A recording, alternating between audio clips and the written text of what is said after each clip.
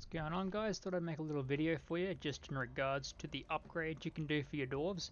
So if you're unsure, whenever you go to choose any mission type and any hazard, if you got all the dwarves unlocked, you should be pretty good to choose which one. However, if you go back to the main screen, you can see upgrades and milestones. I'll do a video on milestones another time. For now, we're just going to focus on upgrades. So these upgrades directly affect all of your dwarves and all of your weapons and throwables and whatnot. And pretty much they're fairly self-explanatory. One thing I do have to say I like is all of the minerals used to upgrade each thing is directly under what they affect. So if you want to know what you need to upgrade for critical hits, then you'll need Humanite. Or if you want to know what you need to affect your shielding and your luck, you'll need Enor Pearls. So I like how it's not all jumbled up. So pretty much if you want to unlock these two, you'll need to start pumping in Bismore. And these are fairly good. So the increase your damage, it is to throwables and any weapons including turrets. So how it goes is this one, each of these have 12 different little bars to fill up, so 2 on each side, and not all of them are equal though. So for instance this one here, each increment increases your damage by 4% for a total of 48%, where if you go to your reload speed, it's actually only increased by 2% per little bar. So there is a bit of a discrepancy there where it does seem a bit, like it is a bit underwhelming, because like for instance here, the increase your critical chance thing only goes up by 1%. So it's not great.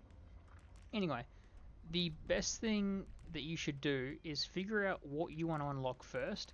So if you're unsure, we'll just run over them now. So this is your increase your damage. At max it's 48%. This here is increase your weapon's reload speed. At max it's 24%. This here is increase your mining speed. At max it's 16%. I think it goes up by 1 and maybe 2 sometimes. It's very strange. Like some of them are weird. It's like 1, then 3, then 4, and it's a bit strange. This here is increased movement speed. Again, it's 16%. You get a few 1s and 2s in there. Here is your increase your armor. Armor plays a significant part to damage reduction, but I'm unable to find out how much damage is reduced. But pumping this up to max will just like reduce your damage immensely. It's really good on high hazard tiers, high hazard missions, and missions where you're further in. Like Dreadnoughts will do a significantly less amount of damage to you. Additionally, you got this one here. We'll talk about this. It's a noob trap. It's real bad, so we'll get into that. You lucky, it sounds awesome, but it's not. This here, pocket magnets, increases your pickup radius by 48% at max, increases by 4 each interval, increases by 4 each little pip there. This here, increase your XP gain. You get one orb will be like 1.5 maybe, so they're pretty good. Each pip increases by 2% for a max 24. This here increases your max health. Again, this goes up by 10 each time, so it's 1 realistically, so it's not too shabby. This here increase your life regeneration. We'll get onto this, it's a bit interesting. But if you're out of combat and you don't take any damage for like 10 seconds, you'll actually pip up like 12 HP points. But if you take damage in the meantime, it'll reset, so you need to be running around not taking damage. Again, this here goes up by 1 though, so it's kind of not as useful. And my last two that I'm not fans of, because this is just chance, and chance based things are the worst, because you could have that at like 99% and it never proc once because you just got that terrible 1% rollover. Anyway, this here again goes up by 1% for a max total of 12, and this one here goes up by 4% for a max total of 48. So your critical damage could be 48% more powerful at max. Oh, sorry, it will be 48% more powerful at max, sorry. And this one here increases your critical chance by 12% at max.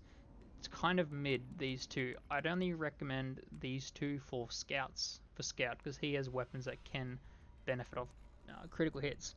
So moving on, when you figure out which one you like the most, what you should do is in the mission you'll actually come across minerals throughout. They look different to your standard gold, nitro, morkite, so feel free to mine them. I've made a video on them on how to mine them. So they take 12 hits to completely mine, and you get 1 to 2 pieces of that mineral every 4th hit. So you can actually, I forgot to mention, Praetorians and elite enemies actually mine walls when they're trying to get to you. So if you make like a little C shape around a mineral that you want, or get a detonator to blow up on it, it'll instantly shatter it and you get all the materials. Or heavy enemies like elite enemies and Praetorians actually break them down every time they move. So you can kind of use that to your advantage to get the bugs to destroy these for you. So what I recommend is, even if you don't have the, like for instance, I need Humanite. If I didn't have any Humanite available, what I would do is, you get credits at the end of the mission. Now you get about 4,500 on a successful completion of a mission. I'm not too sure if the hazard levels increase or decrease your credits. I'll have to do a follow-up video just for a little detail to find that out. But what I recommend though, so if you want to lock in increase your damage, right? So you're going to need Bismol. Now how it works is, I'll also go over shortly how many minerals you need each pip. What I recommend is sell all of your minerals and just start buying Bismol. So these minerals here cost 400 to purchase for one, but then they sell 200 for one. So you can't like buy them and sell them to gain more money. You will be losing money. So again, what I recommend is, mine minerals in game, come here, sell everything you don't need and just start purchasing the ones you do need to get these maxed up quicker. I think I had all these maxed in like 4 days because I just grinded, got all the minerals, sold all the minerals I do not need. Even if I didn't have these unlocked, if I wanted this one, I would sell everything and just get Bismol for that. And that's just what I've been doing, and it's working out pretty good. So moving on, again, just to recap, each of these things, for each of these upgrades are permanent, so every dwarf. They fall under which mineral you need, so you don't have to be, there's not a lot of confusion there. What I recommend again is, sell the ones you don't need and just buy the ones you do need. So try and focus on one as well. Feel free to not go, you don't have to go all the way. You can just go like a little bit and stop if you want, because like for mining, for instance, I started mining and got it to like the 5th tier and didn't touch it to the very end, because the 5% mining buff was like just enough for me to feel comfortable. So moving on from that, the increase in, I'll have to go backwards so I remember a bit better. So the last 2 tiers of all of these are the exact same throughout. So wherever you're at, they'll be the exact same at every other perk. So the last 2 here will cost 10,000 credits each and will require 100 units or like minerals. So you'll need 20,000 credits total and 200 units for the last 2 upgrades.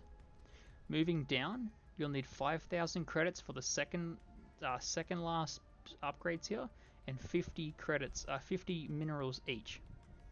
Further down from that, you'll need 2,500 units for these 2 and 25 total minerals for each of these. Then you'll need 1,500 credits or 1,500 credits for these 2, and you'll need 15 minerals here. Here you'll need 1,000 credits for these 2 and 10 pieces of mineral, and then it'll be 500 credits and 5 minerals, and then it'll be 100 credits or 250 credits and 1 mineral. So it is pretty standard, they all go up the same way. Once you reach like this part where they start taking 15 to 25 minerals and like 2,500 credits, it does start ramping up in difficulty, where you kind of be stuck where you'll have to do a mission or 2 over and over again before you pip it up one more time. Which, what I recommend to avoid getting bored or frustrated is don't focus on these too much. So don't be running around the map just looking for minerals. All you can do as well is just whatever credits you have left, if you don't have enough to make this upgrade, you can just spend all your credits to buy the the minerals you want. So don't worry about, these minerals too much. What you should do instead is focus on upgrading your weapons in the meantime. So, if you get like a cryo cannon and you need to get it to level 12 to get all its mods, just focus on that. Focus on doing weapons that you haven't reached level 12 yet, just to buy some time, because you'll actually realize, a lot of time is wasted, just trying to get all these leveled up. So by the time you do them, you'll have like majority of all the minerals you'll need. So it's pretty darn good. Additionally, what I recommend, so you can do these in any order, it doesn't matter. What I recommend is get your mining speed up to about 5%, so maybe 5 or 6%, just to get a tiny bit faster at mining. Then start just pumping. So you'll need a bit of I forget this one. What's this guy called? Cropper. You'll need cropper for this one. I think you need a total of like 75 cropper. Not too much, but it is a bit hefty, and like maybe like 10,000 credits total, if that. So it's not too bad. It's a couple missions and you'll be good. and then just absolutely start pumping damage and reload speed. This is what I did, and it worked out fairly well. I did a little bit of mining, absolutely pumped my damage and reload speed, then I fully maxed out the damage and reload speed, fully maxed out the movement speed, finished off the rest of my mining, then I went to armor upgrade. So this one is pretty nice. Now we're going to move on to a really, really bizarre one. This is a noob trap. This one is terrible. So hear me out. So this here makes it more likely to get higher rarity upgrades. So this can happen in the shop when you level up in game, or when you re-roll. You're better off getting like a legendary and a very rare. This sounds awesome on paper until you get in a scenario where, for instance, what happened to me was I've maxed it out. It's pretty cool. I get a few more legendaries, a few more very rares than what I previously noticed. But in the shop, I'm gonna get like 2 legendaries and like 3, if not 2, very rare items. And what happens is I don't have enough nitra or gold to either re-roll them or buy them. And then I just end up wasting my turn at the shop because I'll have like 40 nitra left over and like 30 gold, and I can't do anything with it because it costs too much.